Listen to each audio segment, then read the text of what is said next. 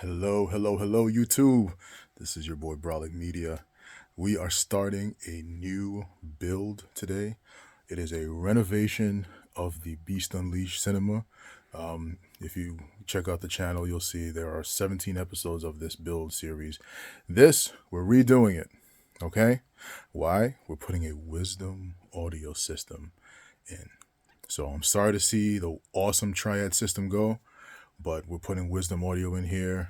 Everything wisdom audio, Sage Line 3s for LCRs. Actually, here's a picture of them right here. Here we go. Those are the Sage Line 3s from Wisdom Audio. This is actually the S90i subwoofer. See, Wisdom does big things. This thing is 92 inches tall. All right, so, and this LCR, there's a reason why it's this large. It's because you have the woofers over here, the planar magnetic driver here, and at a minimum, you need two of these to give you a proper line source. So the Sage Line 2s is two of these, the Line 3s are three of these. Went with three because if you take a look up here, triads, somebody actually just bought them, so they'll be shipping out soon. Because this is a two-row theater, the line sources, they project the audio directly straight out. So you get minimal reflections on the top and on the bottom, but at the same time, you need to be able to cover the entire room with a horizontal audio wave.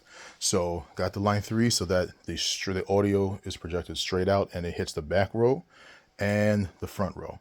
All right. Now these S90i subwoofers, four of these are going in the room. So there will be four of these S90i subwoofers, keeping the seat and subs, which you see right over there.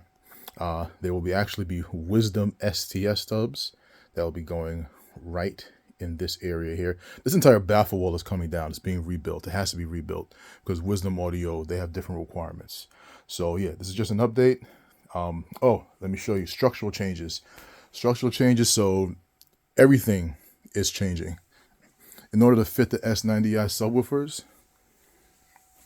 actually need to rip these out, build a structure, place the S90Is horizontally, and then build structures on top of those using 6-inch studs. So that's definitely going to take a little bit of work, but we're working hard. Everything is out, as you see. Everything is out. This is the RS3000. This is actually, somebody just bought this. I'm putting an RS4100 up there. It's actually in this very room right now. And stay tuned because there's actually another build in a separate room for these Focal 1000 Utopias. So stay tuned.